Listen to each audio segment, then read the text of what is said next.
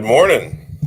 Good morning. It is Friday morning, and we are live on a real estate chat. Any questions you might have? Let me go ahead and get everything set up. Let's see. Post your questions in the chat. Let me get that beautiful disclaimer rolling, saying that this is not legal advice.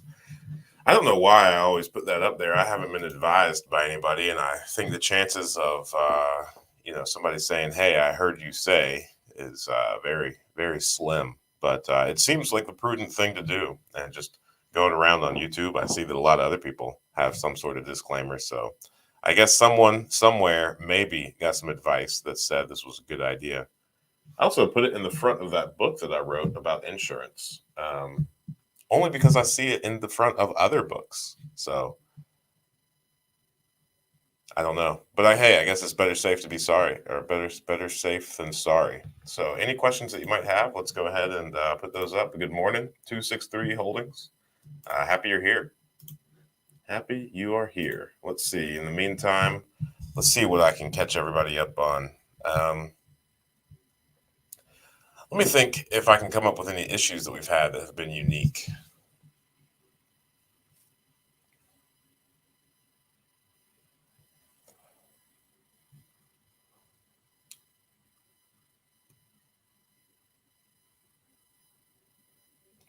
I don't think so. I think everything's been pretty smooth. Trying to think if we've had anything funny happen with any residents.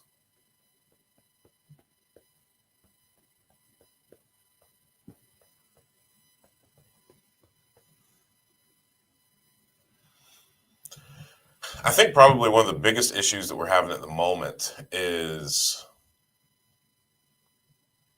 when we are buying packages of properties, even if it's just like two or three properties at one time, um, from like your normal landlord that has a couple properties that manage the properties like in a very traditional way. So if the relationship is strong between the property owner and the resident, if they have a cell phone number and they text and call whenever they have any sort of issue, they maybe meet up in person to pay the rent or drop by the individual's house, things like that. I've noticed that just from like the transition between that relationship and what we offer on the management side is sometimes a little bit rocky, and we sometimes face some resistance where people regularly want to meet in person, which we aren't designed to do. People regularly want to speak on the phone, which we aren't designed to do.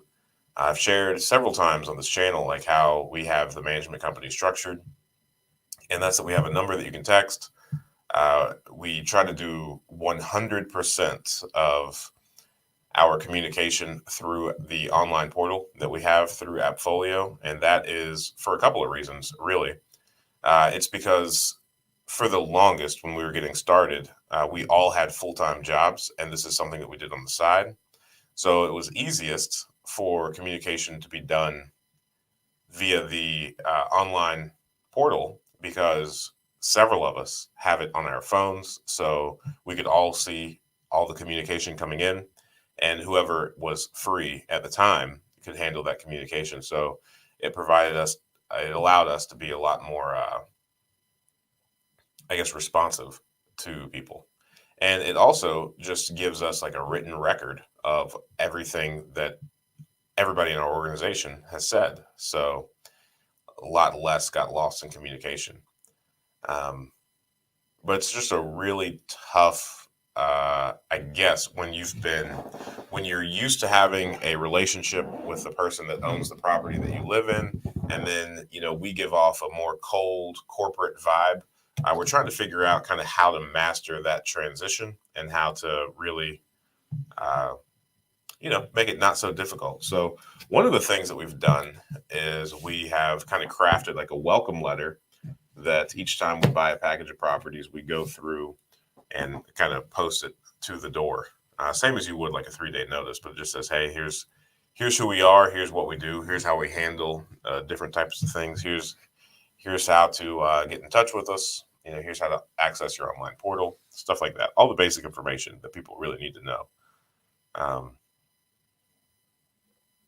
but again, I would say And then talking to other people that have uh, really any size portfolio of rental properties, it always seems that the majority of issues from the residents come from like inherited people. So, like when you buy a property and it comes with a resident in place, it seems to be a tough sell regardless. And I'm not sure what about our human nature makes it so, but yeah, we don't have a good way to overcome that yet. So we try, but I think last month we bought about 20 or 30 properties, and of that, I think off the top of my head, I can think of about two people that have not taken this transition well at all. So what is that? Like about 10%?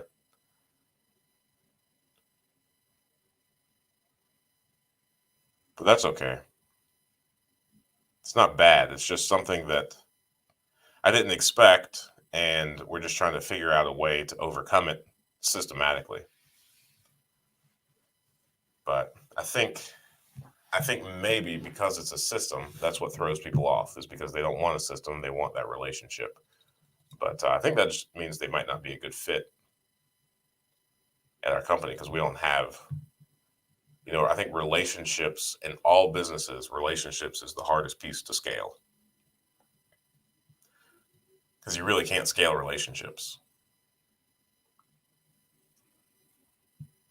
All right, let's see what kind of questions we got. I see some comments coming in. Good morning. Oh, look at that. It's a dreary day here too. And I got to tell you, I always have the toughest of times doing anything productive on days that look like this. When I was in college, I told myself that if it were ever raining, I did not have to go to class. I never took myself up on that, but I always gave myself permission to skip if I wanted to, if it were raining. Oh, silly. I guess I still kind of do the same thing here. I never take myself up on not working, but I definitely have a massive reduction in productivity on dreary days. All right. Welcome back, Irene. You've been consistent. You have too, Brittany. And I guess you're always consistent as well. So thanks to the core group of folk. Really appreciate it. Any questions, comments, concerns that you might have? Feel free. Let's see here. Prop stream, incredible. The Ingram rental calculator, also incredible. Your questions, incredible. I guess while we're waiting on those to come in, and I know that you three have always asked questions as they come up. So I'm sure you might have something a little bit later on, or maybe we've reached a point where you've just exhausted all your questions. That's okay too. Thanks for coming and hanging out. Let's see.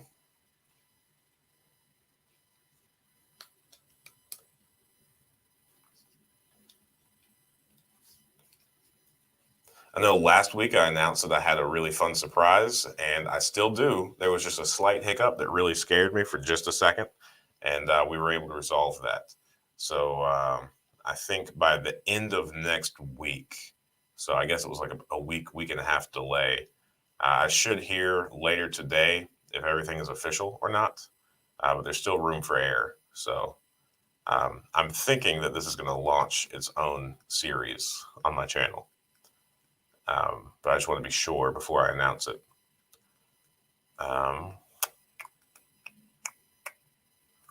Let's see.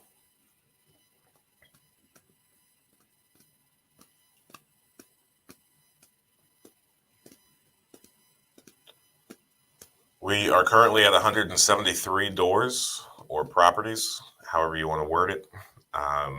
We have 173 units. We started the year with 80. Somewhere between 80 and 84 is what we started the year at. So we have officially doubled, and we are closing in on having purchased over 100 properties in 1 year, which is fascinating. We just got started in 2017. So, even when in 2017 and 18, when we were trying to think absolutely as large as we possibly could, we had nothing close to buying 100 doors per year. So this is a fantastic milestone. We started the year with one part-time person, and he's actually starting full-time on Monday. And we've also hired two other full-time people who have made a world of difference in the type of service that we provide and the amount of bandwidth that we have. So we're able to be a lot more effective. And I think at this point we have really solid relationships with 5 or 6 contractors that we just regularly use, and we don't keep them busy enough for them to only work with us. But I think it's pretty close. I think for all intents and purposes, I think it should be considered that. Let's see.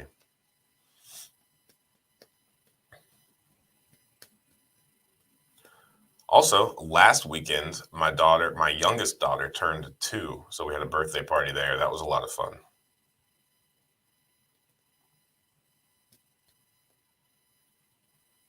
It is crazy how quick time goes by. Dominic Courtney, good morning. Do you think it would be difficult for a new investor buying a portfolio of properties on or off market? Um, I don't think so. I mean, I think the level of complexity is probably the same. I think it's a lot. I would definitely say that once you make the decision to get into real estate investing, it's in your best interest to get to 10 properties as quickly as possible. I think everybody's first like goalpost should be 10 properties. And the reason that I say 10 is I think that is a decent enough number where you have the ability to start taking advantage of like the law of averages or the law of large numbers, where if one property needs something, chances are the other 9 do not, and the other 9 can pay for whatever expense is necessary. So 10, I think that's the number where you have to come out of pocket on a monthly basis, much a lot less frequently, I suppose. So I think 10 is where you actually have like a sustainable business model.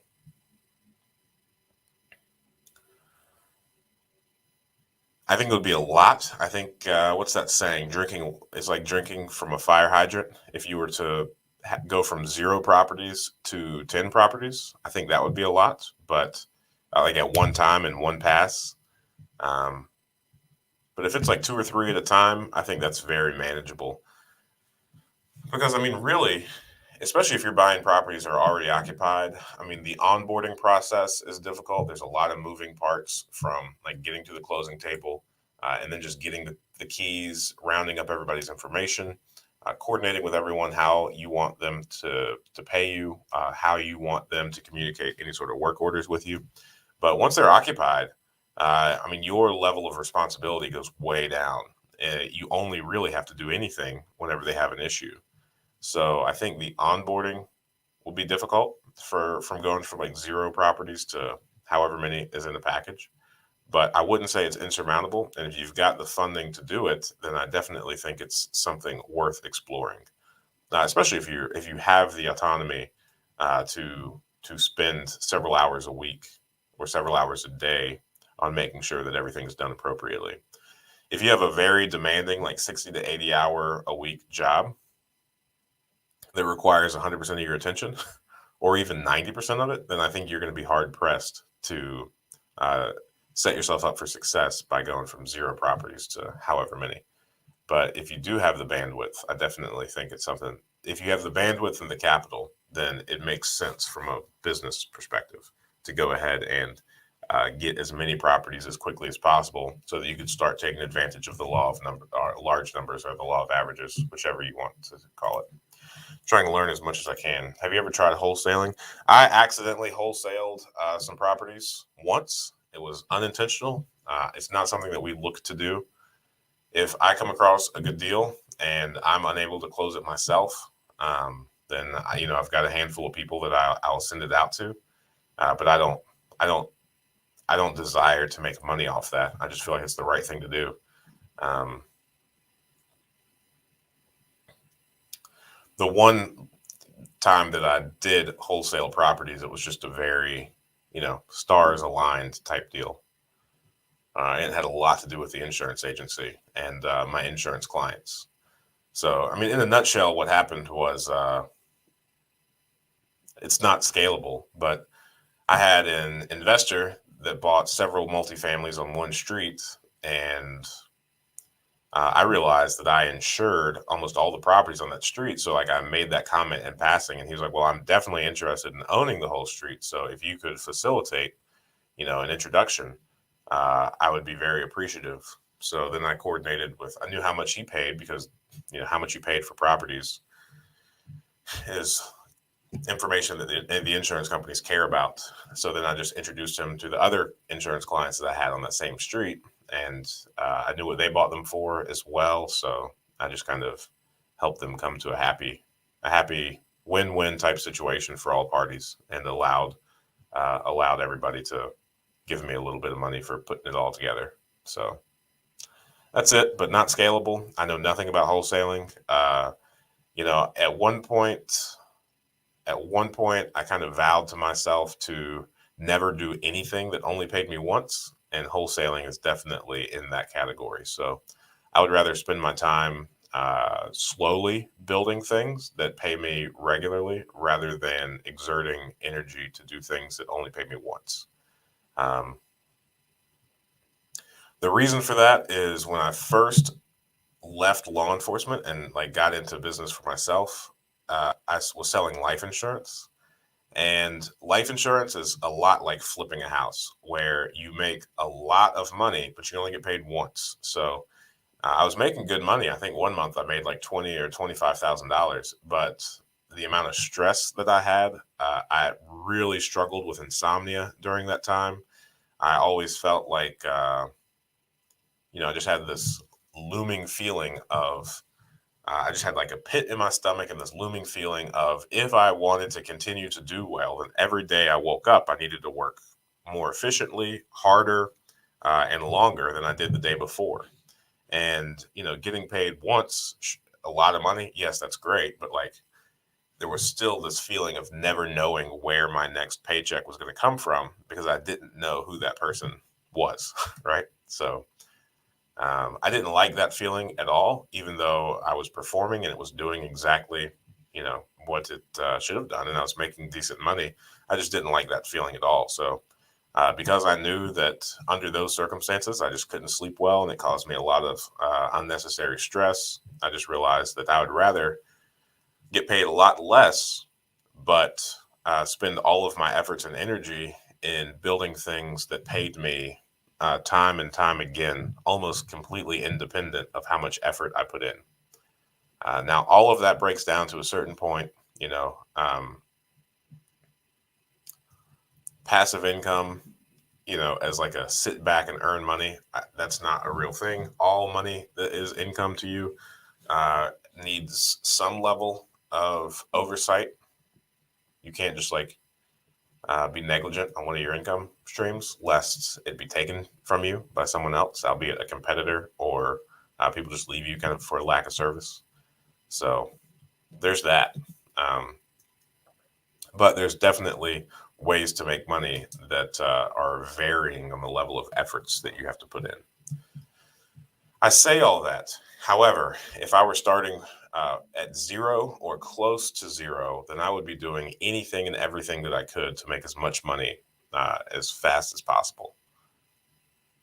So, if you are starting at zero or you want a lot of capital very quickly in order to kind of launch your real estate investing things a lot quicker, then yes, I think I think doing things like wholesaling or doing big ticket items that only pay you once are prudent. Like I think if I were, yeah, I think I said everything there.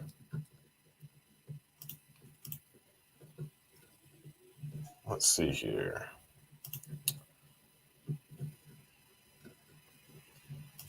I don't plan to have a big portfolio as you, but when should you put your properties under an LLC? I think from day one is fine. So when you're putting properties in an LLC, the things that you need to really know are what type of lender you're going to be working with and how you're going to be qualifying for the property.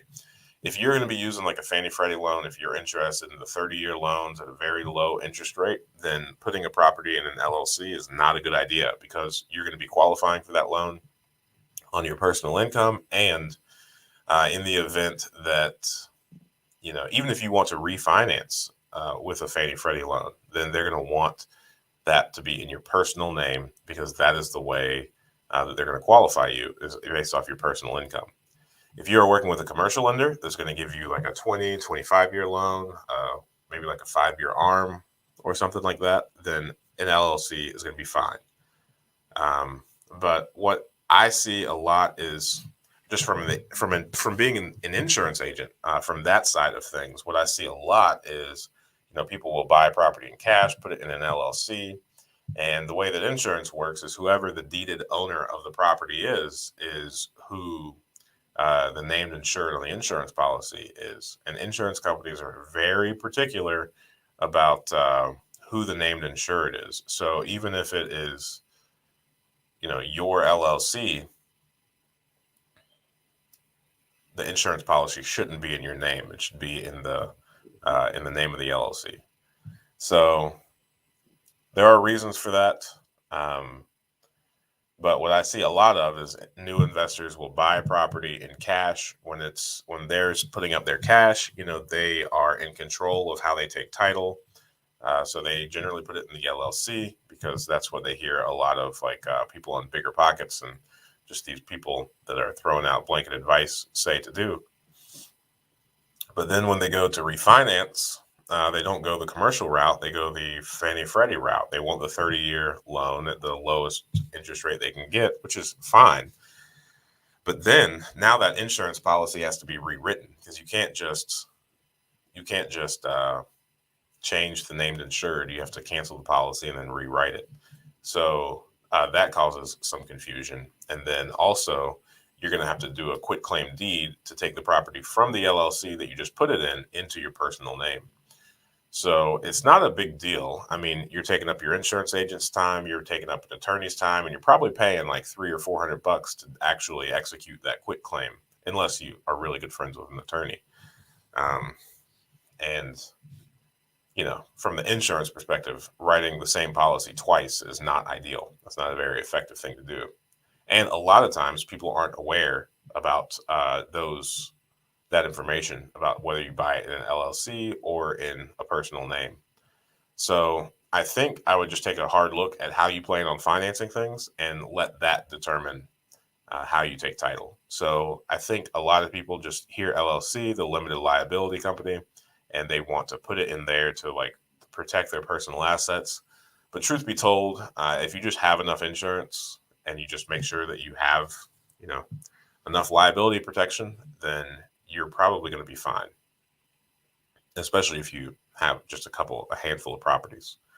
But again, get with your CPA, your attorney, and your mortgage or loan officer, and figure out which direction you'd like to go in. There's no real right or wrong, but depending on how big of a portfolio you want, if you want less than 10 properties, then you can get Fannie Freddie loans on all of those. And now that includes your primary residence and any secondary home you might want to have. So if you are going to have 10 homes or fewer, then there is zero concern about it being in your personal name, because you can have up to 10 Fannie Freddie loans. And I would just say that if you're going to take 10 properties in your personal name, then in addition to like the actual property insurance policies that you have, you're also going to want to get like a larger umbrella, just in case somebody's able to exhaust your like $1 million liability limit. If you want more than 10 properties, then maybe your first couple take advantage of the Fannie Freddie low interest rate amortized over a long period. And then just plan on, going over to the commercial side at some point. So Will and I, we have very few Fannie Freddie loans. I don't think I have any on my name. I know Will has a couple, but The market has appreciated so much. There's so much equity in these properties now compared to like when we purchased them, that right now we're doing a lot of refinances, and we've been slowly refinancing out of all these loans, all these Fannie Freddie loans. Yeah, I think that's a pretty exhaustive answer on that. Thank you. Thank you. Happy Friday. My goal is 15. Look, I could have tailored my answer a lot more than that. I want to get one property a year, live in, and move on. I think that's a solid plan. What are your thoughts on meeting tenants before closing on property? I think it's unnecessary. I feel like there's an opportunity there to learn more about the property, but most listings I see say don't disturb the people. Well, yes. I mean, so if we are, so like I wouldn't, before I have the property under contract, I definitely wouldn't be going knocking on the door, asking people questions. That's super annoying. And imagine if everybody, even mildly interested in the property, start doing that. That would be very unwanted. I couldn't imagine living in a place and having several visitors ask me about how I felt about living in that place. That would not be fun. Once you're under contract, so generally the places that say don't disturb the tenants, they want you to have the property under contract prior to scheduling you like a walk through the property. Now, if we're walking through the property and the resident is there, then the things that I normally ask are, how do you like living here? And then what needs, like, does everything work right? Like, do you have any leaks? Do you have any issues? And one thing that I think is really bizarre is everybody says no generally during that time. But then as soon as we actually close on the property and, at that point, they really want to put in all sorts of work orders, which is fine. We don't want deferred maintenance on our properties at all. But I don't know why. Maybe I catch people off guard by asking them that. Or maybe they just didn't have time to think about it. Or maybe everything falls apart before we close on it. One of those things happen. But yeah, people are really, really bad about answering that question, honestly.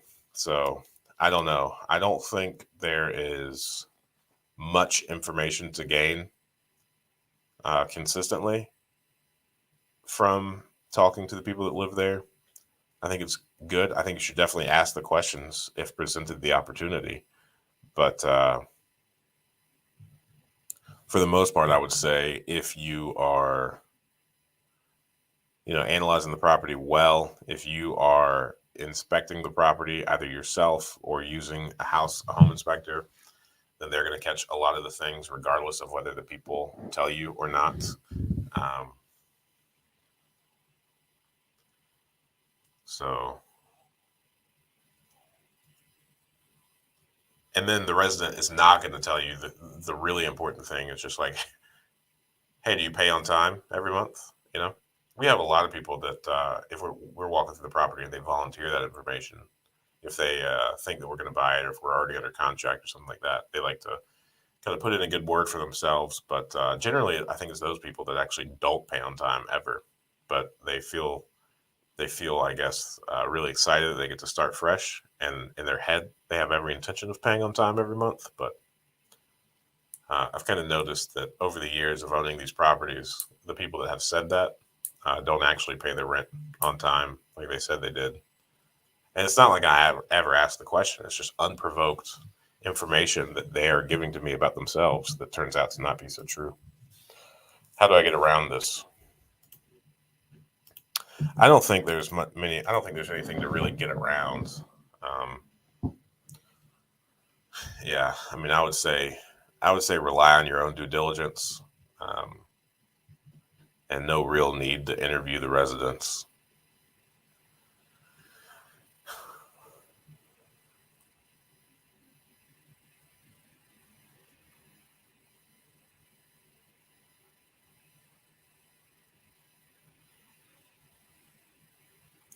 I mentioned like when we first started that we're trying to figure out how to smooth the transition over.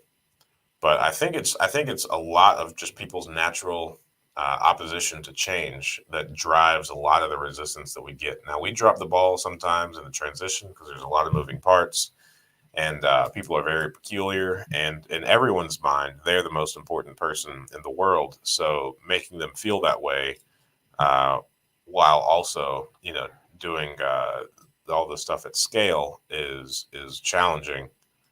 um, I'm not making any excuses for like the mistakes that we make, but at the same time it's just really tough. So I think the property is probably more important than the resident, and just making sure that as you're analyzing the property, make sure that there's not deferred maintenance. If there is deferred maintenance, make sure that you account for that in the numbers. And then if there's anything that, any like leaks or anything that is brought to light from the inspector or your inspection, just kind of make sure that you can find as much of that information as you possibly can. And I think that gives you the most accurate uh, story or presentation of the property. Because if you have a bad person, if you have a bad resident that lives there, if they don't like you, if they decide that they're not going to pay their rent, then let's just say the rent is like $800, $1,000. Uh, I think the entire eviction process takes like 60 to 90 days. So let's say that the legal fees, generally, I think they're about $400 or $500. Um,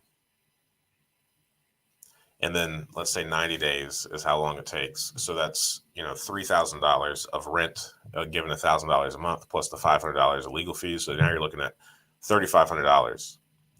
$3,500 is lesser than a bathroom remodel, a kitchen remodel. It's less than new flooring throughout the house. It's less than paint. It's less than a roof. It's less than some gutter work. So as far as like your biggest exposures as you're walking through the property, um, I think the resident, you know, is one of the lower line items from a financial perspective. From a headache perspective, maybe the largest, right? A potential headache. So those are my thoughts.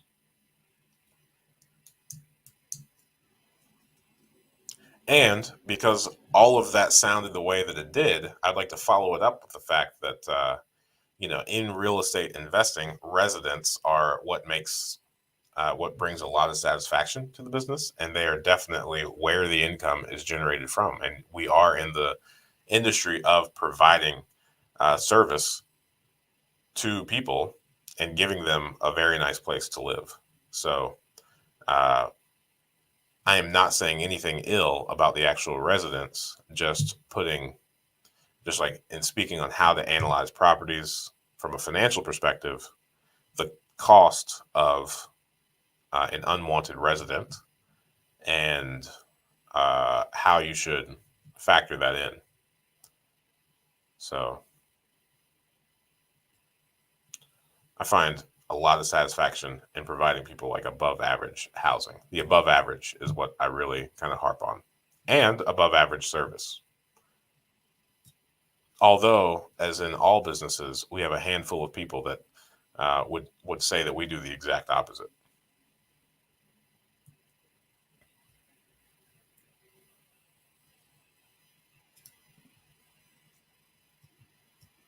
I think I covered all my bases and said all the things that I should. What's up, man? I hope you're well too.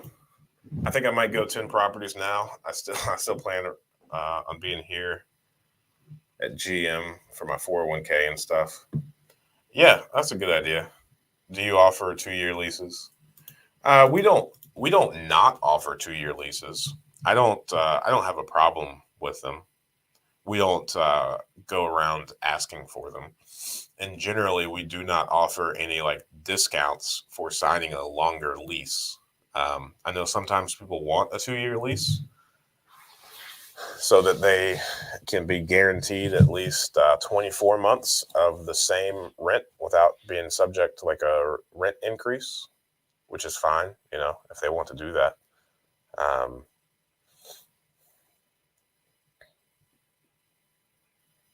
but I think the most important part when it comes to placing residents is not how long the lease is, but how well these residents maintain the property. So we're working with a company right now that will allow us some additional insight on how our properties are being maintained. And regardless of how long the lease is, you should definitely include provisions of, just keeping the property up and respectably maintaining it and all those good things. So the longer the lease, the higher the exposure is to you, the lower the exposure to the lessee, in my opinion. But I know a lot of investors that find a lot of solace in having longer longer leases, but we don't have much of an opinion on it. One of the things that we try and make very clear when we're bringing people in and when people are looking at our properties is we're really looking for, like, we plan on having these properties for several decades. This is not we don't want this to be like a very transactional thing. We really want to like partner with residents that love this property and that want to keep up and maintain this property uh, for a very long time. So that's kind of how we approach it. That's our mindset as we are placing people. We're not looking for just, I know some investors just harp on low vacancy. They want everything to be occupied. And those people generally have higher turns because they forego some of the screening processes or the nuances that come up on people's records just for the sake of not having any vacancies. So there's that. It's a double-edged sword. Would you ever consider going to another market or just continuing to buy up in Dayton? We're going to go up to another market at some point, but so long as we can continue to make the Dayton market work, we're going to stay here for the next couple of years. If you've got a good thing going for you, no reason to change it up. So right now we've got all the systems, we got the relationships in place to keep kind of doubling down on the Dayton market. And if we were to want to go to another market, then we would have to build like a new set of procedures, new relationships with local vendors. And it's kind of like starting over. And if there's still meat on the bone here in this market, there's no sense in taking our energy, effort, or concentration off of this local market, is my perspective. But I insure a lot of people that have a couple of properties in a lot of different markets, and they seem to be doing fine. So again, back to like one of the beautiful things about real estate investing is there's just as many ways to make money in real estate investing as there are people investing in real estate. And really it comes down to the fact of there's a lot of different ways to be successful, but each way has its own list of problems. So rather than trying to pick the best rate of return, you should focus on the sets of problems that investment or business is going to have, and figure out where you focused based on what type of problems you're willing to have. And right now I am unwilling to have the problems associated with having properties in multiple markets. Nice, good work, man. Recently bought and rehabbed a property near one of the NC colleges. What's the best way to market the property to get residents, either students or family? We use Appfolio. I know Zillow. I know a few people that use like Zillow to rent their properties, and Zillow pushes it out to a couple of different websites that people can find the property on. I know Zillow is a good one. People that use that tend to get residents, and Zillow is kind of building out their own little ecosystem of they do the background check, even some of the former just like the verification. So that's a good service. I think apartments.com also has like a similar ecosystem.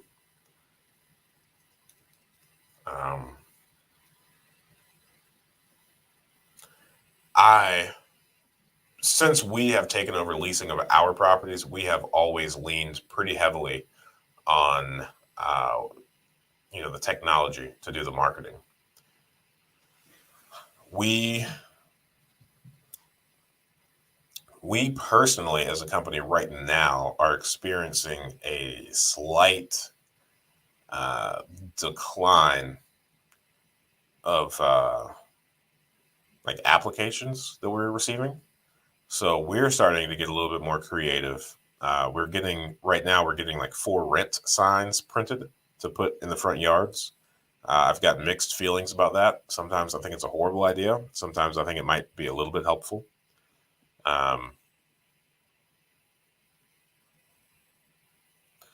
yeah, that I know Facebook Marketplace. Some investors they do all of their resident finding from Facebook Marketplace. Our leasing agent actually got himself banned from Facebook Marketplace because he was doing it from his personal Facebook account. Because that was before we had like a business Facebook account set up. So that's funny.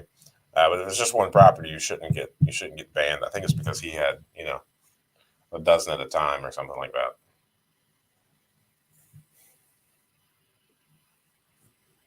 Trying to think of other creative ways to do marketing. I think the technology is the biggest one because I mean there's a lot of the websites, the internet. I mean, you can just get so much information out there to so many people really quickly.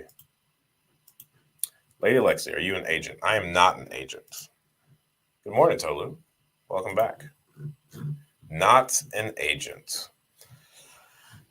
When it comes to leasing out your own properties, you do not have to be an agent. So, our person that we use for leasing is an employee for us and is only leasing properties that we own. So, he does not need a license in order to do that. If we were to provide leasing services for other people, properties that we don't own, um, and if he were to lease properties for somebody that is not his employer, then that would be a violation, and uh, we would be breaking the law because we are not agents. But so long as you're only doing the properties that you own, then you're fine. What's the best way to stay motivated in real estate? I think the best way to stay motivated just in general is having a clear understanding of like your overarching why, right? So like if you know what you want to accomplish in your life and why you want to accomplish it, then I think the motivation becomes pretty easy.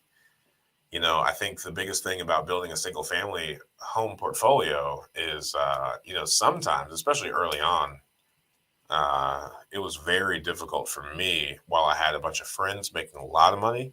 For me, yes, we were buying a lot of homes, but man, I mean, we there's a lot of moving parts to buying a house, and then when the dust settles, all you're doing is making like an extra 100, $200 a month, um, and that's small potatoes compared to your friend who sold $1 million home and made 30 grand, right? So like, uh, not like having a so when I got discouraged in those times, I thought about my long term vision for what I would be accomplishing, and tried to focus way more on that than what other people were doing.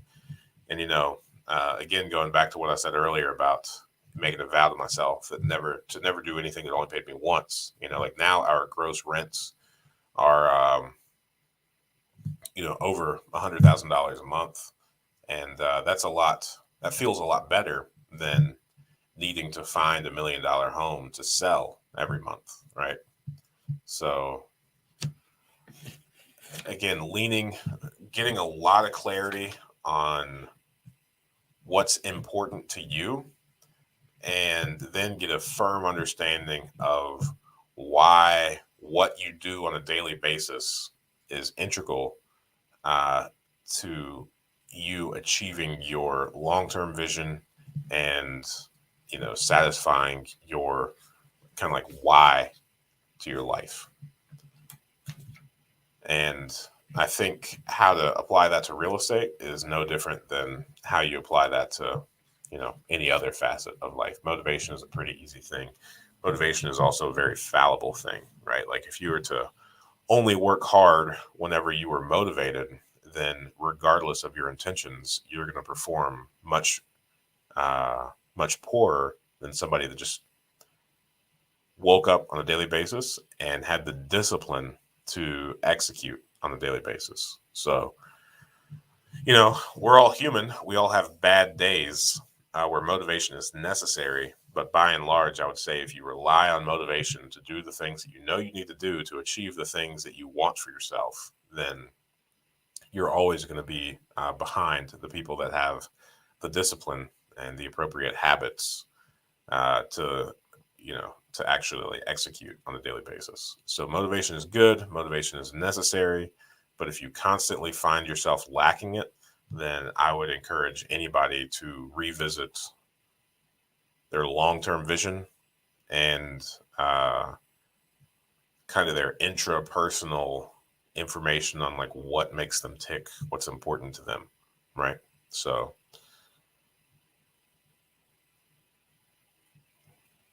you know, I think Simon Sinek, you know, he's got that book Start with Why, and I think it's him, but I think he said something to the effect of if you find yourself regularly struggling with motivation, it's because you don't have a big enough why. And then he went on to say that your why is like a magnet. Like the bigger your why, the stronger the pull. So if you are having a difficult time getting pulled and motivated to achieving your why, then you need to spend more time focusing there on like what you want to achieve, why you want to achieve it, and what you want your life to look like.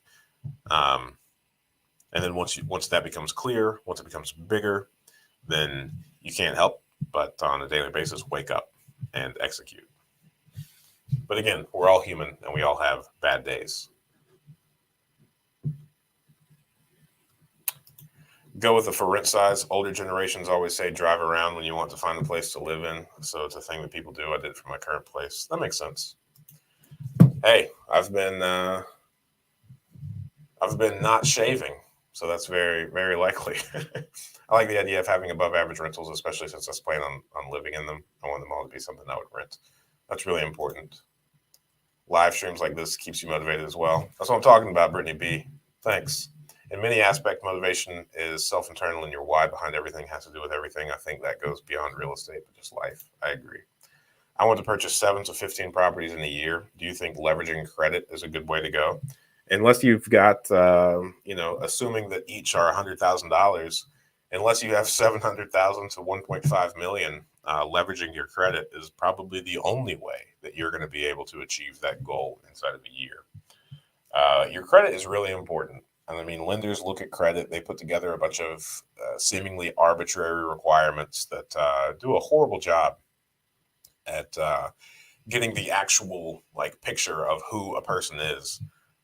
But you know, just like in the insurance industries, there are actuaries that can take tons of statistics and numbers and boil them down to a bunch of indicators, you know. And as unfair as it seems to like the individual story or makeup of a person, because they have all this data at their disposal, they think this credit score and the system that they've derived to judge a person on their credit worthiness, they think it's the best of all possible solutions for whether you either should or shouldn't lend you money. So your credit is very important, especially if you're looking to um, get a lot of leverage for buying rental properties.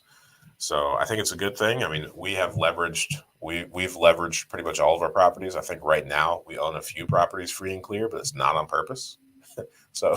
So next time we refinance a property, we will fix that and we will get leverage on it. I know I did a YouTube video a while back about credit scores. I had a little scare where I accidentally missed a payment and it tanked my score. And because of that, you know, we were in the middle of a refinance and that was going to cause the refinance to fall through. Fortunately, I was able to fix it.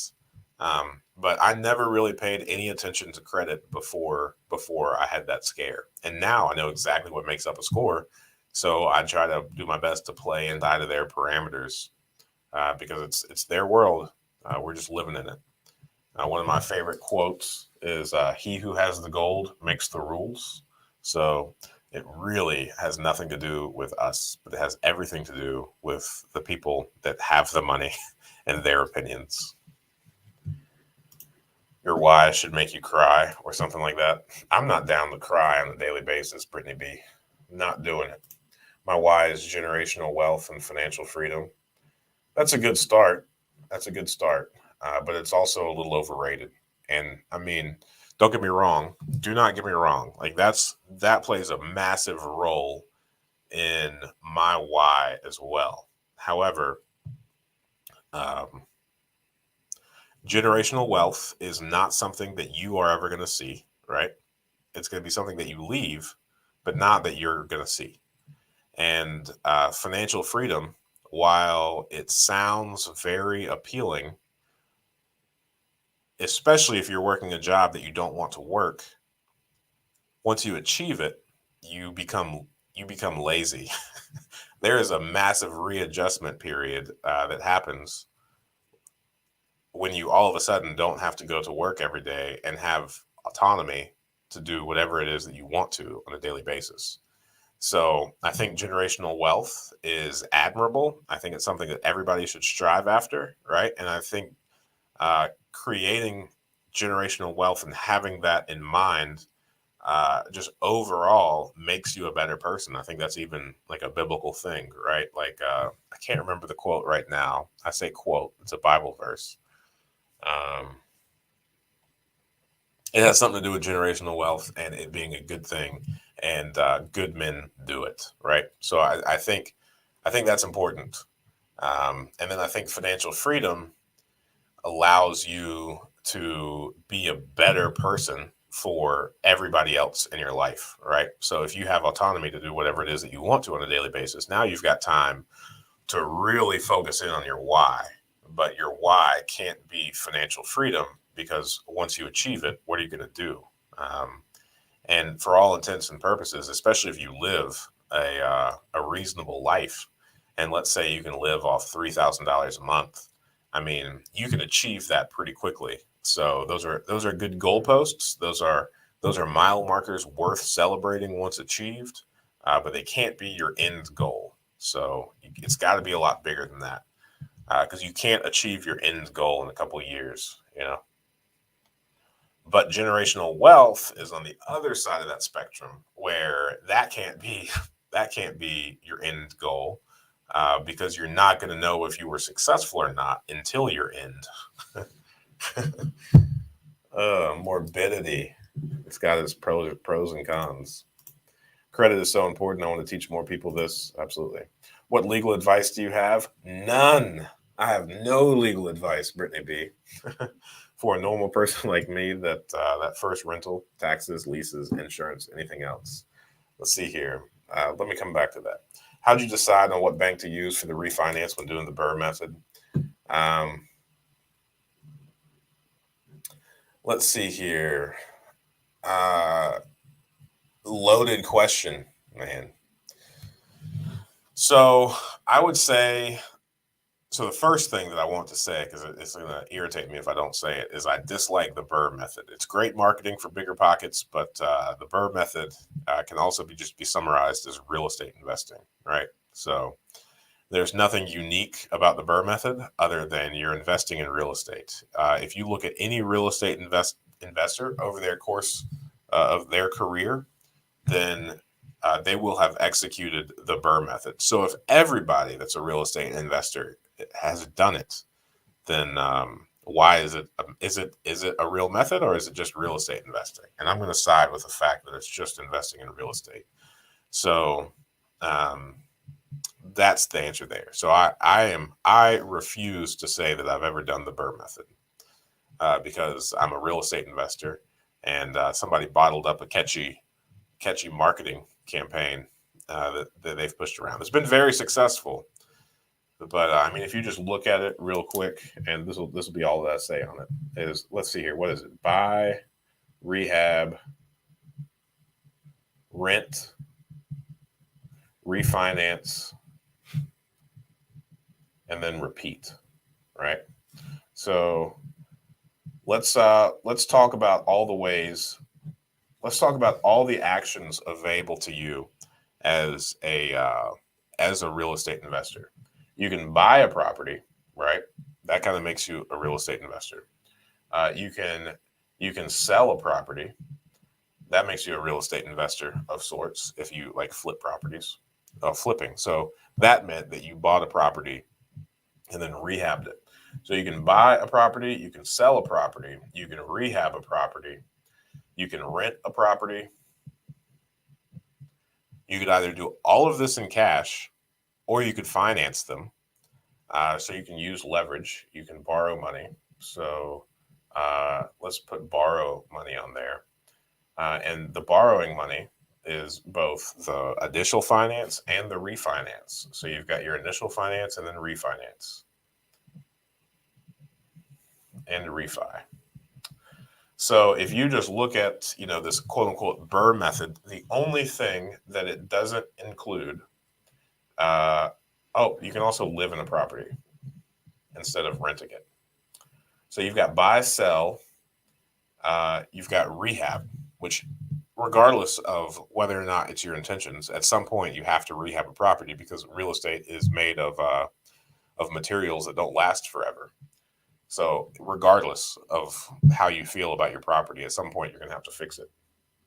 You can either rent in it, or you can live in it. You can rent in it. You can rent it, or you can live in it, and then you can borrow money against it because it's an asset, right? So the only thing that the Burr method doesn't encapsulate about the action items available to a real estate investor are living in a property and selling a property. Other than that, so if you don't live in all of the properties that you buy, and if you don't sell all of the properties that you buy, then effectively you are a Burr investor. So if everybody does it, then it's nothing new. The only argument that I think you could have in addition to that, I said this was going to be quick, and this is not quick. The only other thing that you could say is you're putting a time period to it, right? So how quickly are you doing it?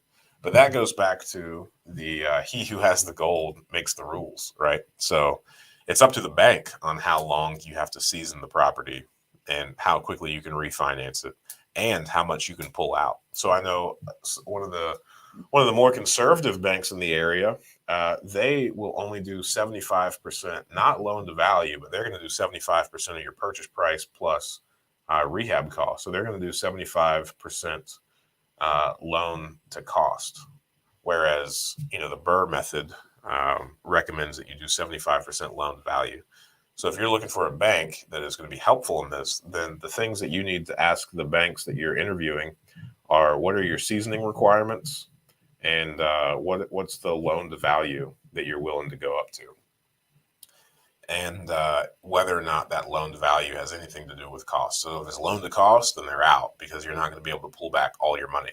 If it's loan to value, then and there's low seasoning, then you're in business. And one of the things that I often tell people, I think this is one of the reasons that my brother and I make a really good team.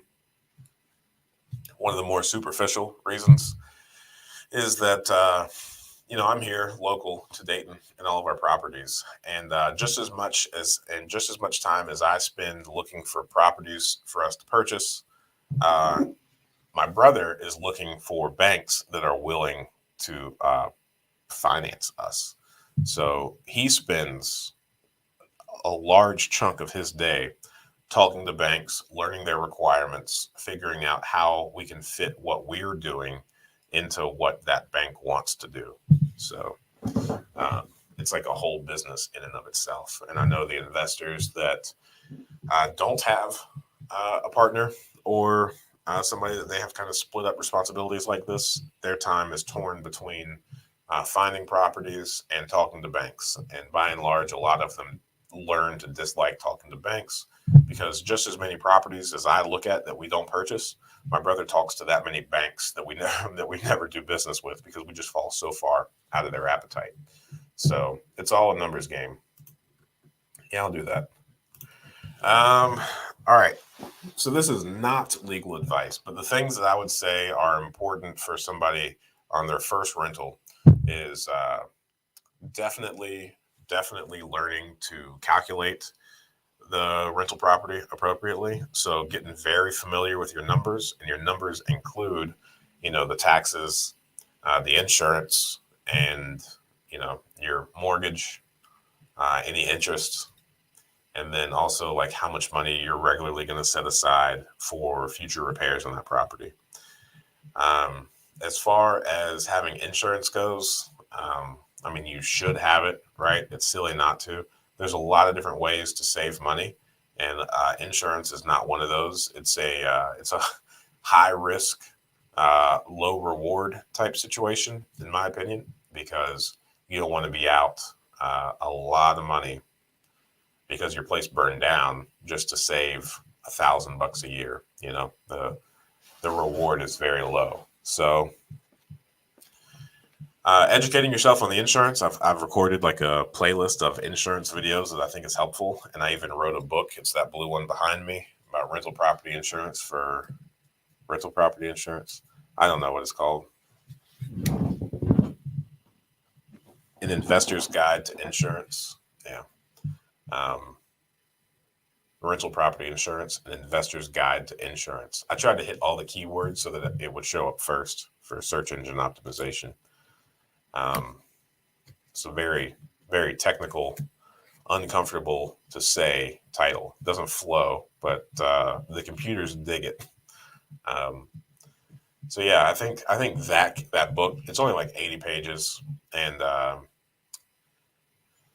it's a quick read. You should be able to do it in less than a day, and it's got tons of information in it, and it does a better job than I could do just trying to say all that information. Let's see here.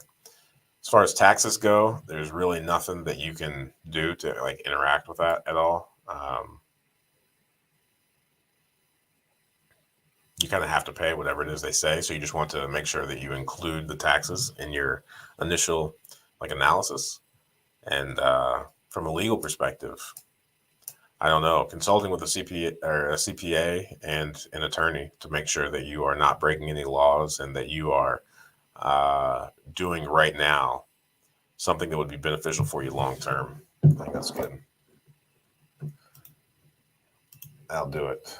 What are the common requirements the commercial lender looks at? Net worth, credit score, down payment. They probably look at your credit score, and they don't ask for pay stubs. Generally, they ask for financial statements, which would, have your net worth on it. But I don't know how your financial statement really plays into it. Really, what they look at is the underlying asset on the commercial side and how profitable it is. I know the debt service coverage ratio is something else that they analyze. So I don't know much about that. My brother is very knowledgeable in that area.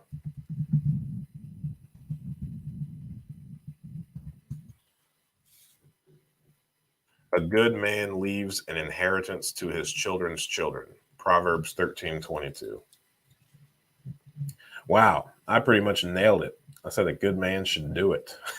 A good man leaves an inheritance to his children's children. Proverbs 13:22. Man, a Google search away. Yeah. I'm going to talk to my brother after this call, and I'm going to see when the next time he wants to come on and talk about this would be. Do you think rehabbing homes and starting a handyman company or general contractors company would be good? I don't think so. We get that question a lot about the property management side. I've got a lot of contractors that have told me that they're interested in owning rental properties, and originally I would tell you that they have a leg up in owning rental properties because they know how to fix all the things themselves. But I mean, while it's beneficial not to get taken advantage of by general contractors, there's always people that are going to be there that have the ability to do the work. It's always going to be in demand, right? Because there's always homes that are rapidly decaying because they're unnatural, made of materials that don't last forever. So Mother Nature has a thing or two to say about that, as she's trying to turn everything back into dirt over time. So it's a constant struggle to keep these things in good shape.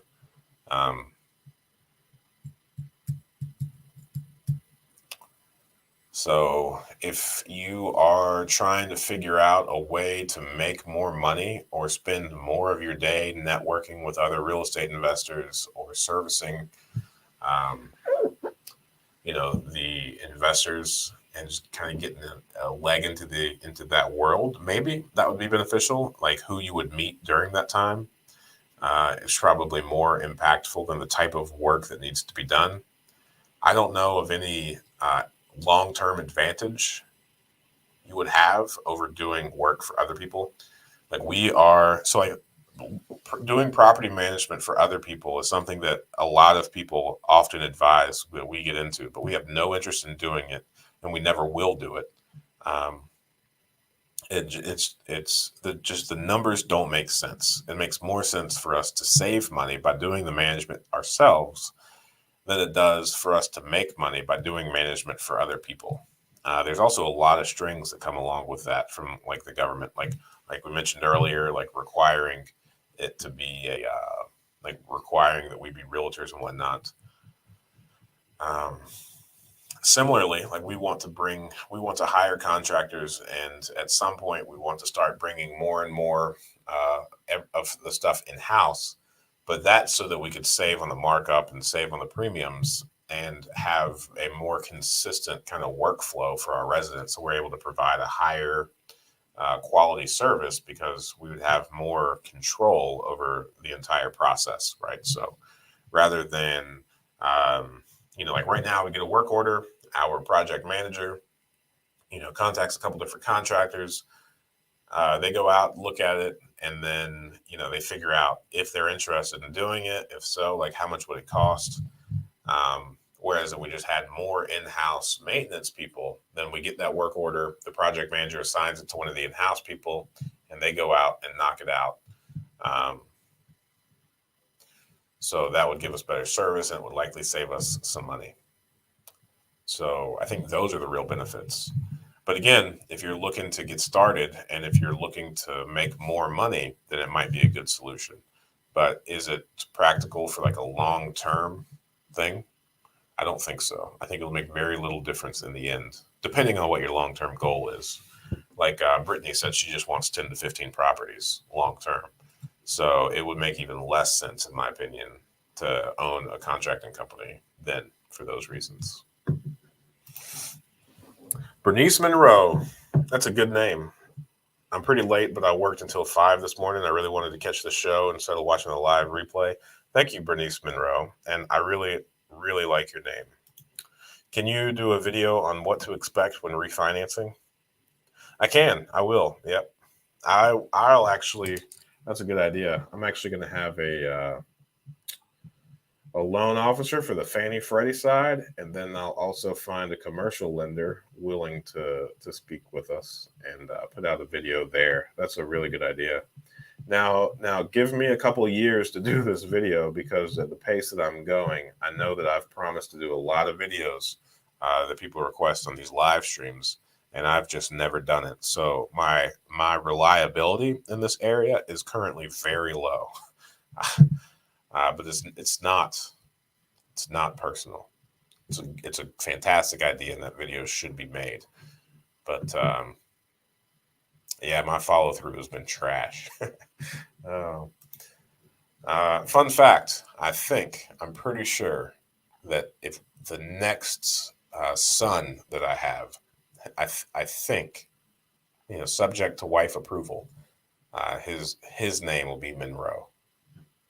I'm pretty sure.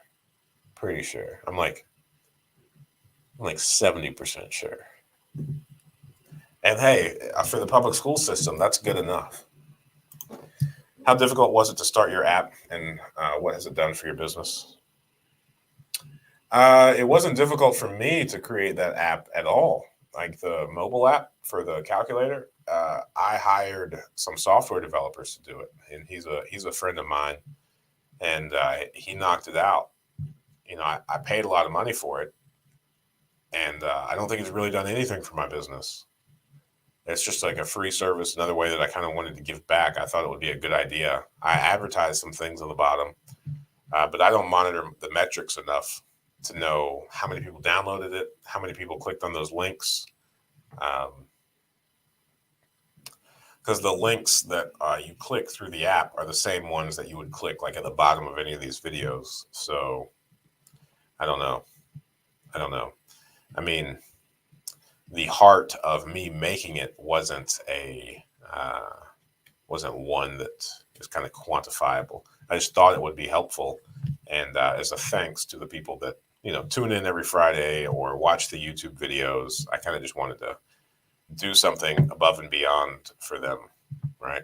I know that sounds cheesy and unbelievable, but I've got no real I got no real overarching plan. I don't really have an ecosystem that people can come into.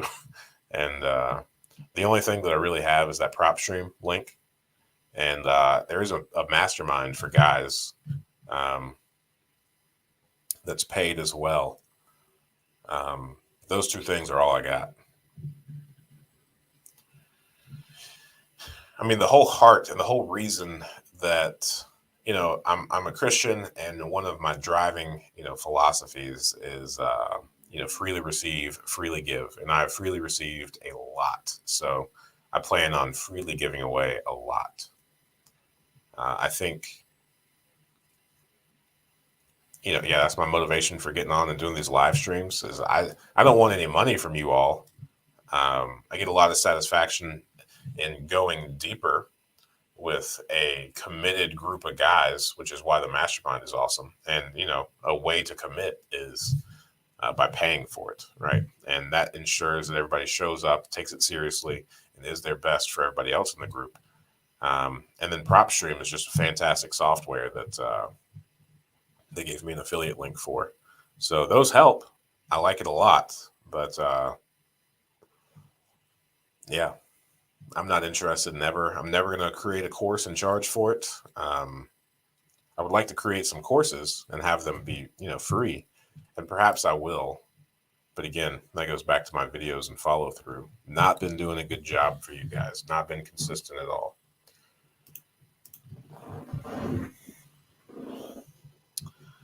I guess I meant now that I would be a landlord, how to write a lease, tax write-offs for expenses, umbrella insurance, following city codes, things like that. I see. Well, for writing a lease, I would not recommend that you do that.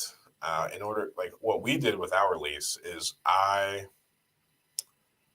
was a property manager that I was close with that we used for a long time. We just took her lease with her permission. We added a few things to it that we wanted, and then we had our attorney kind of approve it, and then we used it. So an attorney and a realtor or property manager that you're comfortable with is a good way to start. Get a copy of their lease. That would be helpful. And then having an attorney do it. I would not recommend that you sit down and write your own lease. As far as tax write-offs for expenses, any expense that you make for the property is a write-off. So I would just keep a really good record of what you buy and why you bought it. And I would suggest using something like QuickBooks, something that syncs with your bank account that's used for your rental properties. And each transaction, I would just make a note for what property it was for and what it was in regards to. And then I would do that. And then the CPAs that you rely on, they're the ones that are going to calculate your depreciation and all the other like tax related things that are important to you. And then, I mean, for businesses, it's truly as broad as, income minus expenses, right? So your expenses are technically all tax write-offs. Umbrella insurance is important if you have. So generally, the net worth is generally the rule of thumb that I use, and it breaks down to a certain point. Probably when your net worth is around the $3 to $5 million mark, you generally want your umbrella insurance to be equal to or greater than your net worth, right? So if your net worth is lesser than $1 million, then a $1 million umbrella insurance puts you ahead of everybody else in your peer group. So puts you in the top 1% of insurance consumers. And then, once your net worth hits that $1 million mark, then going to want to, revisit, get like a $2 million umbrella policy. And I think that's just my general rule of thumb. Again, each scenario and case is different. If you're married to like a political figure, or if you are a political figure, or if you've got any sort of like public persona, then I think things change. But if you're just an average person like me that has a growing net worth, then you're just going to always want to make sure that your umbrella insurance is equal to or greater than your net worth. That's okay. I'm happy you're here. Good morning. Millionaire Next Door. Yes, I've read all of Thomas Stanley's stuff. I like him a lot. I'm very appreciative of what he's done. So I think probably between Thomas Stanley and Dave Ramsey, those are the guys that I read a lot of when I was just getting started. Those are some of the first books that I picked up. Dave Ramsey, I'm a huge fan of him from like a personal consumer debt type stuff. Obviously, as you know, I've got several millions of dollars of debt. I strayed away from being like a Ramsey purist at a certain point. But as far as like personal budget, being a consumer goes, I think Dave is spot on. And I think if you are a person that absolutely loves what you do, and what you do can only be done as a W-2, and you have no intentions of ever leaving, you just want to put your heart and soul in your W-2 job, then Dave Ramsey gives perfect, just flawless advice. If you fall outside of that, if you have aspirations of being, of having financial freedom at a much younger age, then it starts to break down a little bit.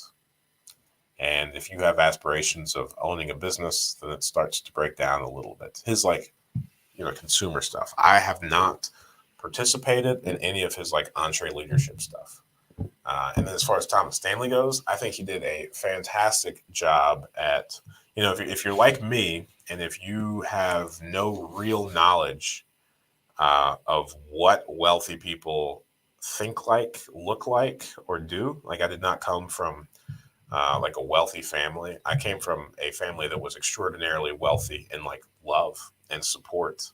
But as far as like being financially savvy, accumulating vast amounts of money, that's not something that I was raised with the insight of doing. So when I went on this like exploration of how do I make more money, how do I, keep more money, how do I become wealthy, Thomas Stanley was very eye opening in that, and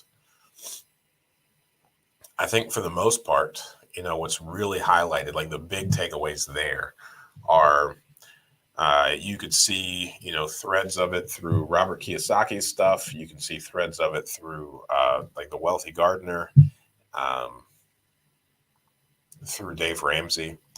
And that's really that, assets are things that regularly make you money, and liabilities are things that regularly cost you money. And the clear path to wealth is by keeping as much of your money as you make.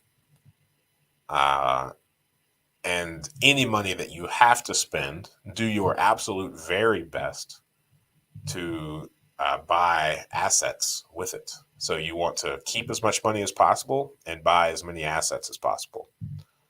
Um, I would rather have assets than cash. And I think right now, as much as people are printing money, cash is on the it's on its way out the door as we know it. The fiat currency that is the United States dollar is a faltering, rapidly falling uh, thing that you should not store if you don't have to. So, assets, real estate, um, and other things. Mainly real estate for me. I love real estate. I can hold it. I can touch it. I have control over it. So I said this last week, and I've been meaning to. I made a YouTube short. It was just a bowl of keys that were over there, and I really liked it. And I want to make a lot more YouTube shorts. And for the past 2 weeks, I've been meaning to make a YouTube short that's talking about like the 3 C's of money, and that's cash flow, collateral, and control. anytime you spend any money, you want it to have all three of those. So when you spend money, you want to spend your money on something that generates cash flow for you, even if it's very small, right? You want to spend money on something that is or has collateral, which is an asset, your real estate, um, any sort of commodity that doesn't lose value, right? And then control. 401k, I know, I think Brittany, I think you mentioned it earlier. I would highly encourage everybody to not have money in a 401k. If you have to have money in a 401k to like get an employee match or because it's already there, it's already, taxed or whatever, um, then you should roll it over into a self-directed one so that you actually have that control over it. You do not want any of your money to be in someone else's control. I don't invest in any stocks because I'm not in control of that company. The CEO, the employers, the other people are, not me. So you get such a massive trickle down when it comes to stocks. You only get money after everybody else has gotten money before you, right? There's nothing that you can do. If that stock starts tanking, the only thing that you have control of is hitting that sell button. You can't get in there and fix it, right? With the real estate, if something goes horribly wrong, I could spend all day there if I wanted to, right? But the control side is really important. And, as far as just my like personal thing that I believe that might be limiting, it might be wrong. And that's like 401ks. Like, right now you see a lot of people, this is not my belief, but like you see a lot of people like trying to instigate, like I think I've seen like with Bezos, like a class war or something like that, something that like tax the rich, that AOC thing. You see a lot of stuff like that. Where was I going? Oh, 401k.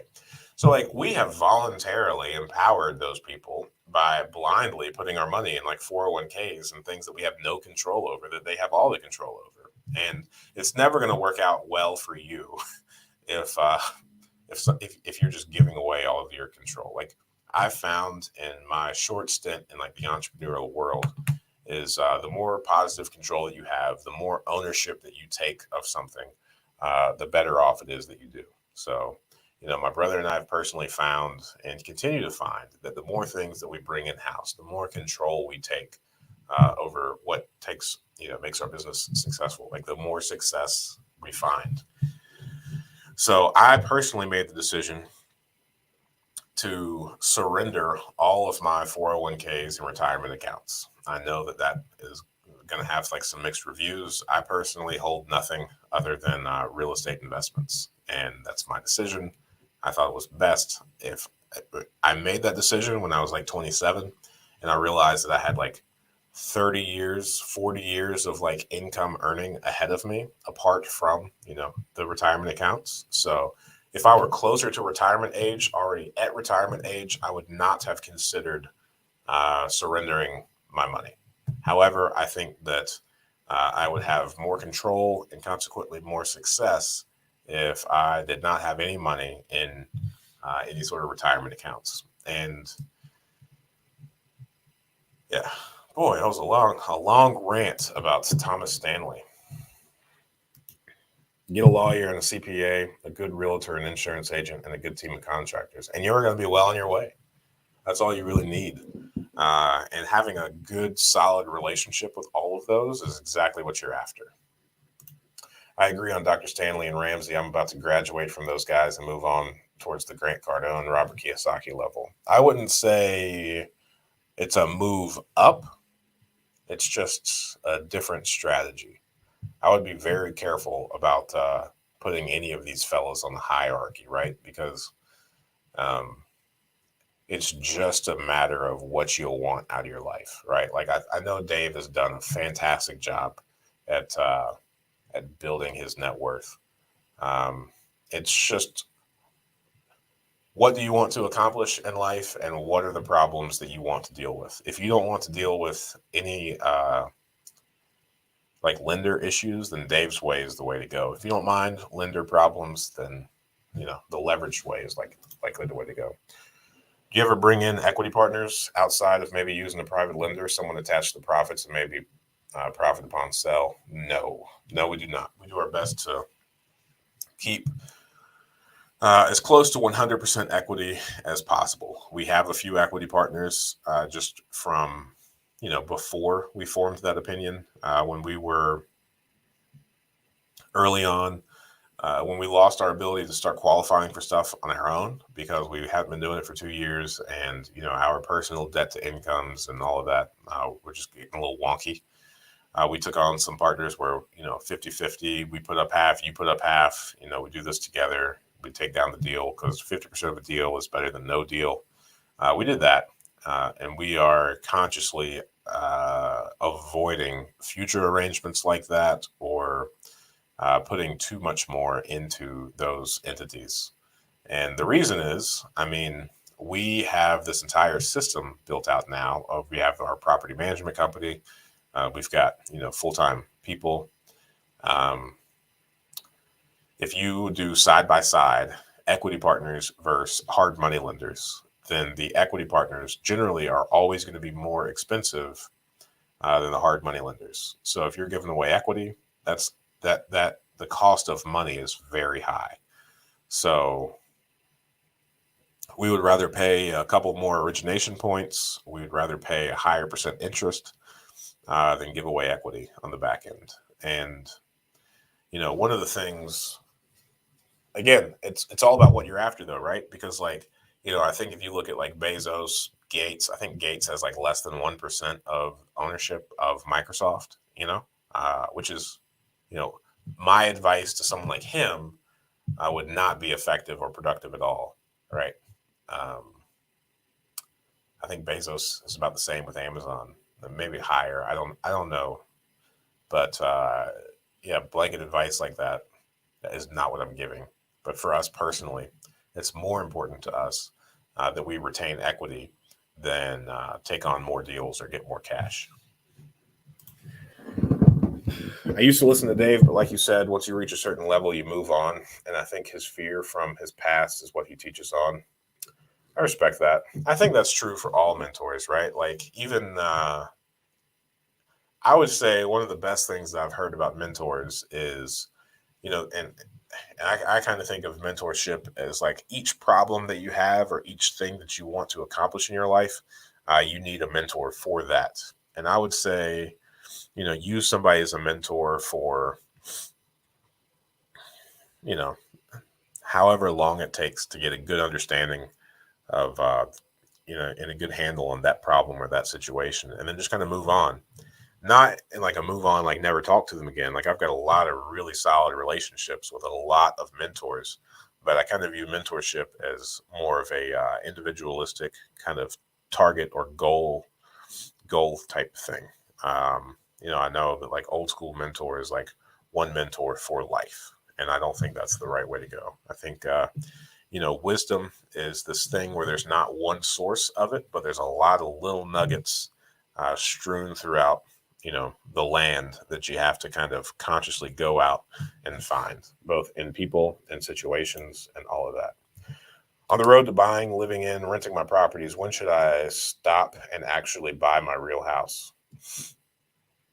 This is extraordinarily arbitrary, and it really comes down to your personal preference. For the longest of times,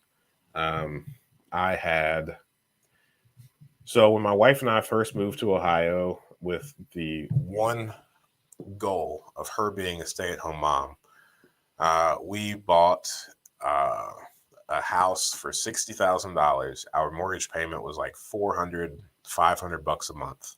It was a 700 square foot house. And we did that obviously to keep our expenses as low as possible. So as I mentioned earlier, when I was selling life insurance and the couple times I made like $25,000 in a month, we were living off less than $2,000 of that. And that small house played a large role in that. And I told myself there that we were not going to get a nicer house for us to live in until we had at least 25 properties. It turned out to be closer to 40 properties by the time that we did that. And then, I moved into the house that we're living in now, which is like three times as big. It's fantastic. But embarrassingly, because we keep having kids, we're about to outgrow it, even though it's a massive house. Um,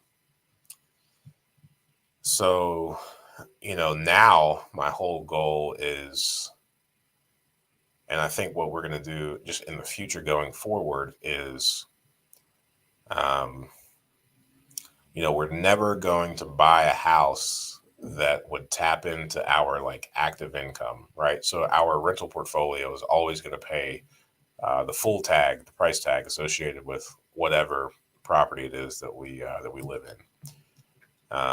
But again, that's just trying to sustain that quote unquote like financial freedom type deal. Is are you making enough more passive type income to sustain your monthly expenses, right? And you could easily make the argument that my passive income is no longer passive because these rental properties, this insurance agency, it is my day job.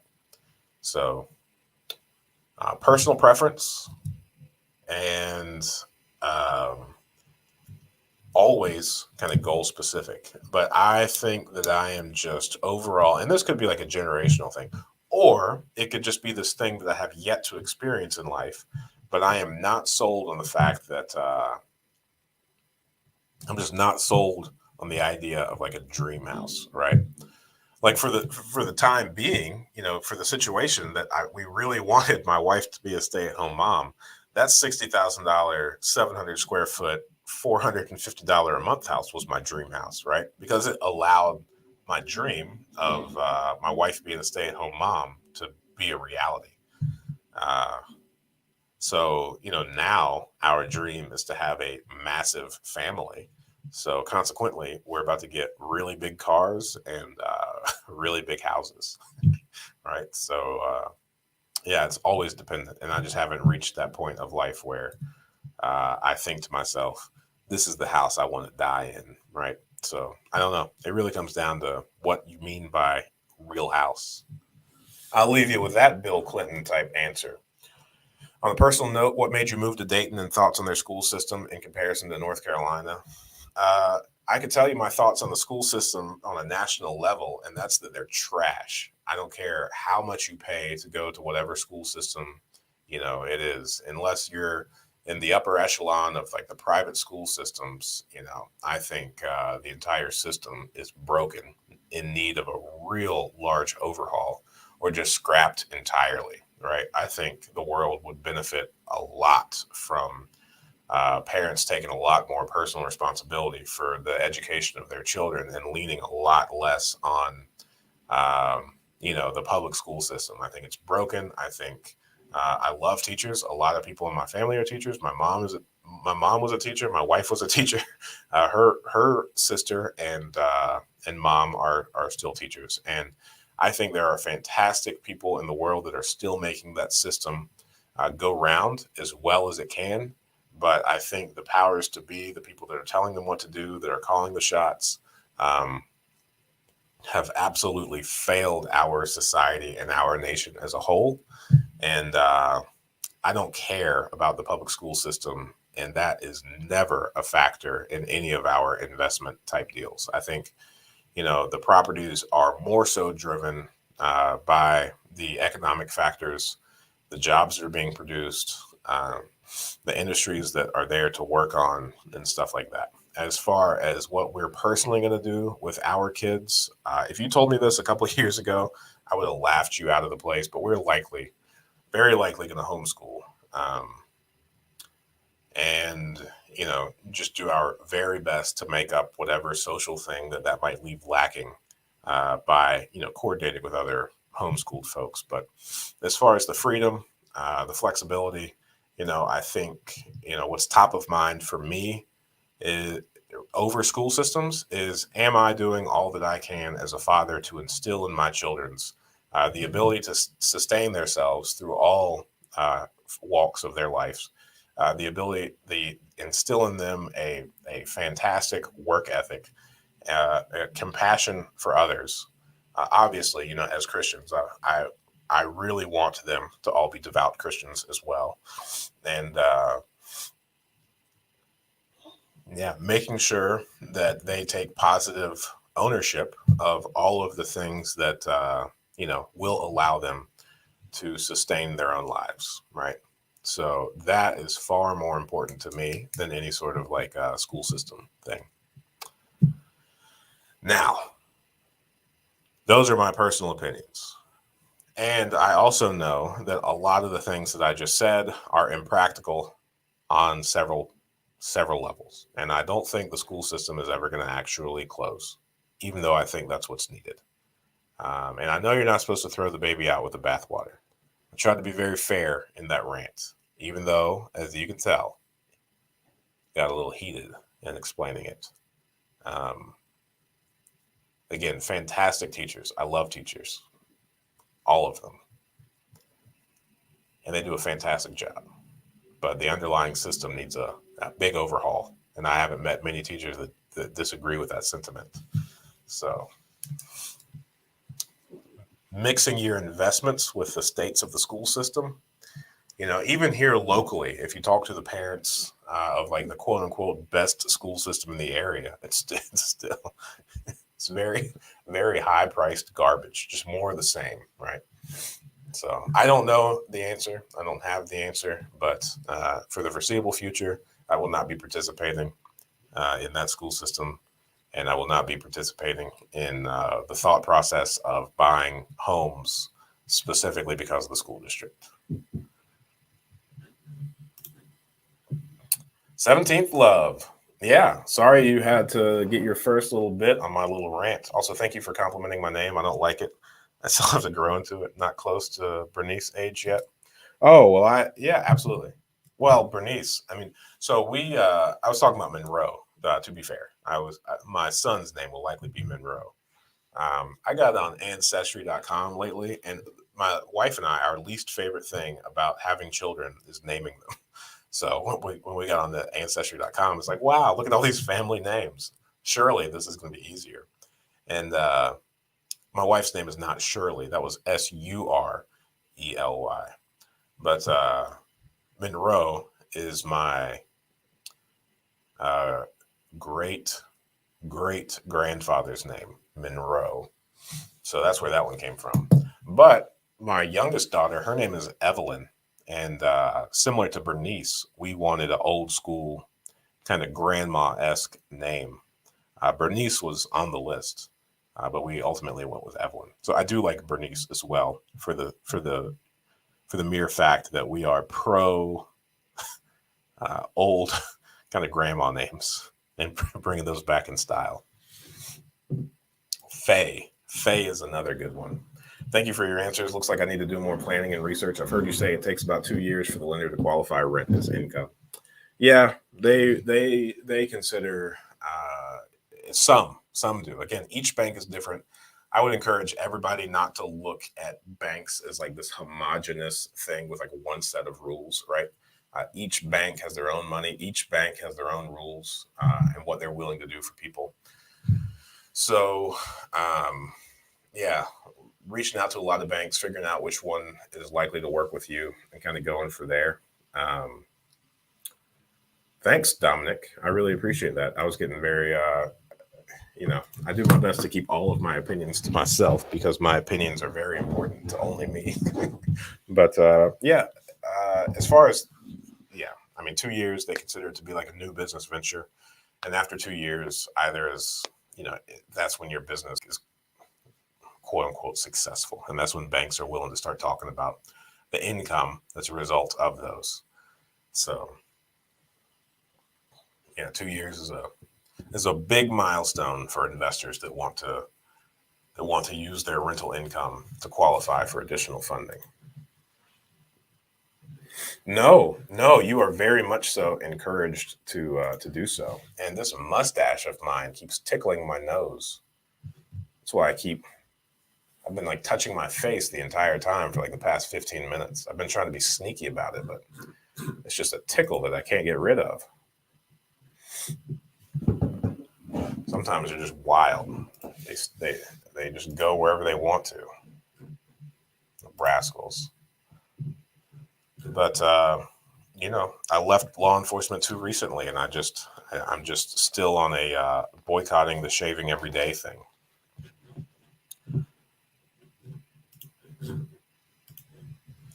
Thanks to you, ready to take the leap. Question: affordable 100K single family house, easily doable versus 4-unit 400K house. It's a financial stretch. So this really comes back. So first off, congratulations. I'm really looking forward to hearing your story and your successes on getting into real estate.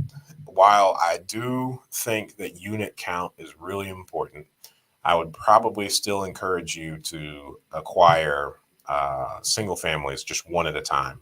It's not a financial stretch.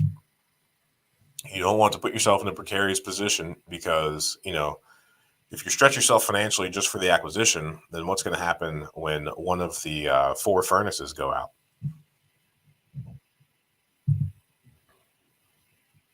That's like I realize that's a regional issue.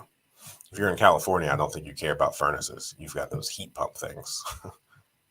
They don't work here. um, or what if like the roof goes? You don't want to be too overextended, and you don't want to set yourself up for success. Low and slow is what you're looking to do. So I would get that $100,000 single family home, and I would stay financially sound through this entire time. Wouldn't overextend yourself, and then a couple months down the road, once you're very comfortable and confident in your ability to manage that one single family home, once you've got some like systems set up, some comfort level surrounding it, I would then quickly acquire that second one and then just keep the snowball rolling. And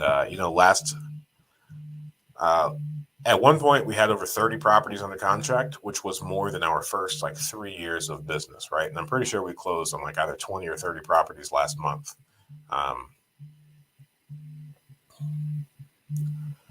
Which is a huge deal. Like that's more than our first, 2 or 3 years worth of business. So the snowball is real, and low and slow. Just stay consistent.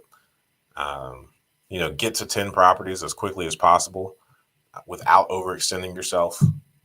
And then, once you have 10 properties, you're financially stable, you're not overextended. You've got the income from those 10 coming in. You've got the appreciation of those 10 coming in. You've got the principal pay down of those 10 coming in. You've got the tax benefits from those 10 coming in. I mean, it's gonna put you at a level that you thought previously impossible, and it's gonna be very exciting. So that's my thoughts on that. 17th Love, waiting on that question. Not too late. Not too late. I am probably going to go in the next 17 minutes, though. We've got 20 people on. Super thankful. Yoda Ingram. That's funny. Now, maybe that will be. I don't think my wife would go for that. That's a tough sale. Yoda. Probably not a good kid's name. It's probably too soon. Maybe a couple 100 years after Star Wars kind of blows over, if it ever does. Maybe in the family diary, we'll recommend that in the year 2400 that we start looking at Yoda as a family name. All right. Well, unless people have some more questions that you guys want to throw in here real quick, it might be about that time. If you haven't already, let's see. There's a Reddit, Talk Real Estate. That's the community. If you have any questions, go ahead and post them in there. Download that rental calculator app and use this link for a free 7-day trial of PropStream. Ryan Baker, what would you expect to pay in closing costs on a $500,000 property? Man, I have no idea. So many variables go into closing costs. I think the rule of thumb is like 2%. So maybe 2% of 500,000 would be 10 grand. Maybe 10 grand in closing costs. It really depends on the lender, the origination points. If it's cash, you're probably looking at less.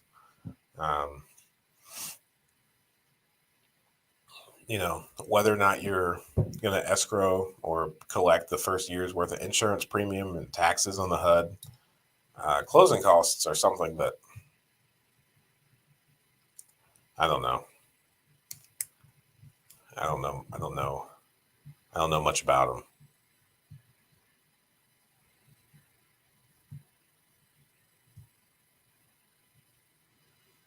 My brother, my brother could give a much more accurate answer.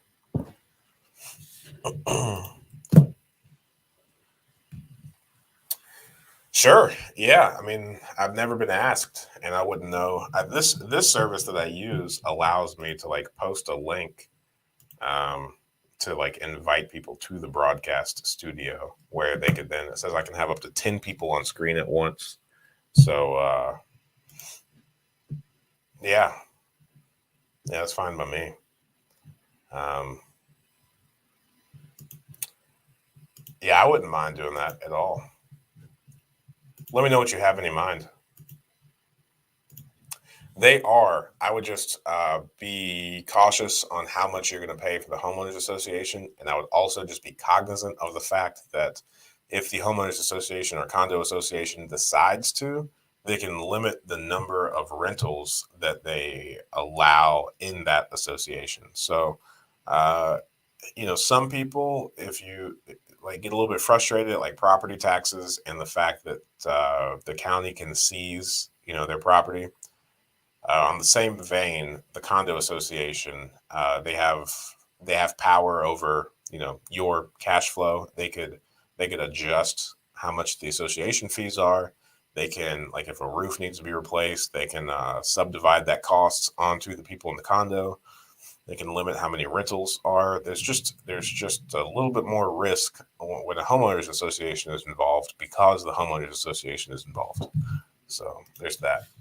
For the price ranges for our homes, I mean, I think the most expensive property that we bought was 425,000. It appraised for 205,000 not long ago. So that's probably the nicest house that we own that neither of us live in. It's a good rental property. It's rented out for $1,500 per month. Um, the cheapest house that we bought was free. We got a lot of free homes. Um, I would say on average, the price. So when we first started, $40,000 was our all-in price, purchase price plus rehab costs.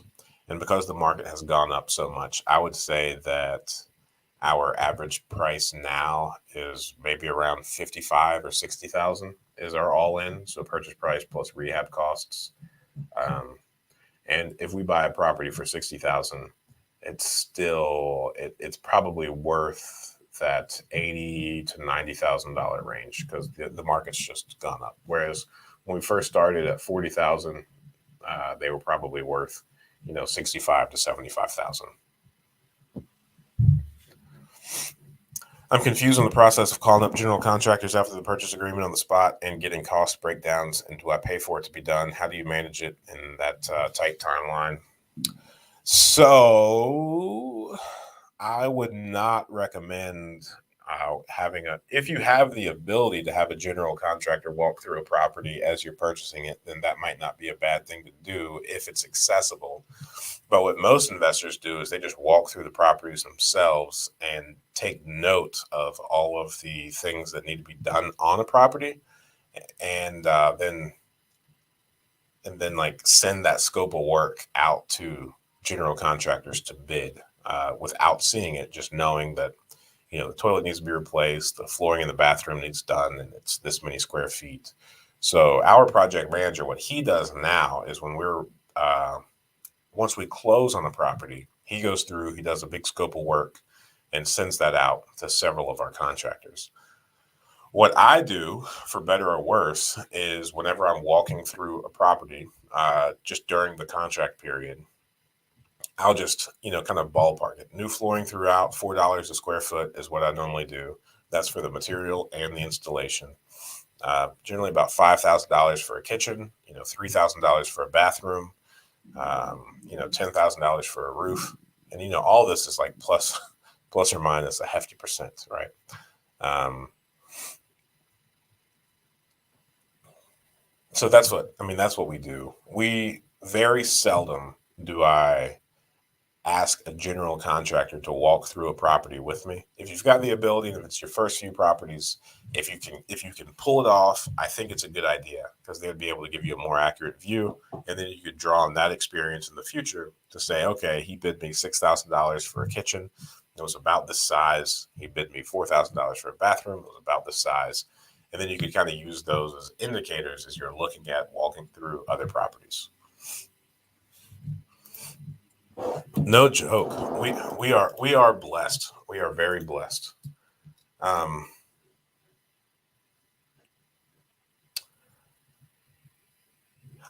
the times that I have a general contractor or now our project manager walk with me through a property is if I am just very confused. If there is something unique about this house, like a foundation issue that we just haven't yet dealt with, I just want to get like a second set of eyes on that before I commit.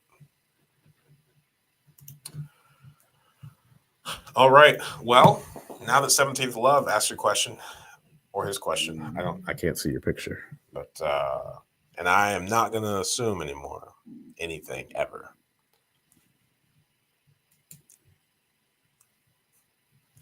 All right. Well, if there's no more questions, I'm going to stick around for another minute or so to see if anybody has a question that they want to throw out there before we call it a day. And if not, I'm going to go ahead and call it a day. And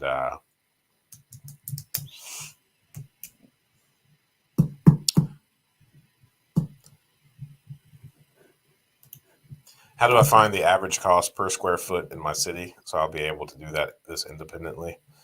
So I think probably your best bet is to kind of maybe go on Facebook and type in whatever your city is, and then real estate investors. And there's likely a meetup, a Facebook group, or something like that. And then from there, you can like go to some networking meetings, meet other real estate investors in the area, and just kind of get a consensus for what other people are paying for a project. I'm sure there's like, I think every area just has like a average price for most things. So I would network with those fellas and figure that out. Yep. Alrighty. Well, as always, it has been absolutely fantastic. If you get any value out of this channel, I don't ask this often, but go ahead and share it with somebody else. That would be fun. With somebody else that wants to get started in real estate investing.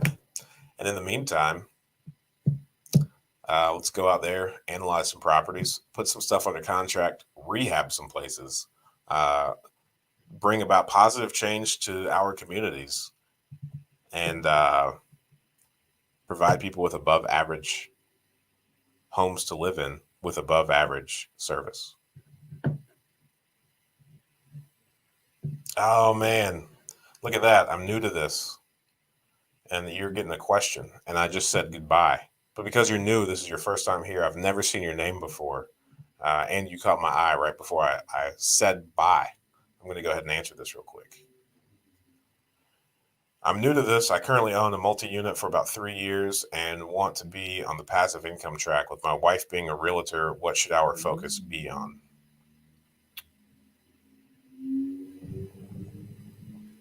Passive income track. You have a multi-unit for 3 years.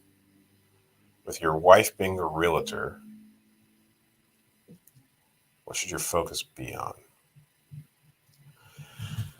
So for the passive income thing, I would say, the name of the game is all of your active income, however you get it, whatever it is, saving as much of that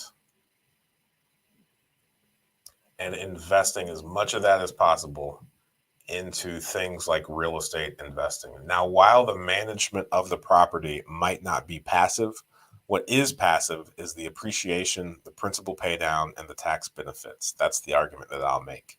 The cash flow of the rentals, it depends on your systems on how passive it really is. So what I would say is, if you're an investor, if your wife's a realtor, her selling, retail properties is going to be able to generate a lot of active income.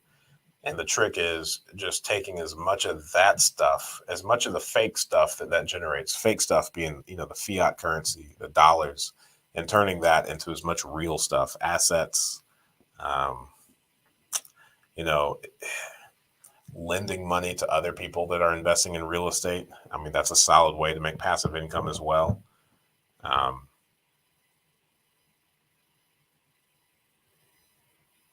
yeah, so I think in a nutshell, I mean, just speaking in broad strokes, real quick, I would say that your focus should be on making more money,